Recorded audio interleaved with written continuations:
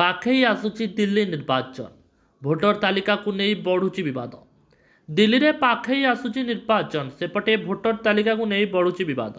भोटर तालिकारु जानी शुणी भोटर को बाद दिया जाउची बोली अभियोग करिछि कांग्रेस। जो माने बीजेपी विरोधी सेमानंकु भोटर तालिकारु बाद दिया जाउची बोली कांग्रेस अभियोग करिछि। विशेषकर पूर्वांचल आसी दिल्ली रे रहउतिबा भोटर को बाद दिया जाउची बोली कांग्रेस नेता कहिसंती। तेणे दिल्लीर भोटर दान रे विलंब, भोटर तालिकार त्रुटि आदि प्रसंग में दिल्ली निर्वाचन अधिकारी को भेटी कांग्रेस।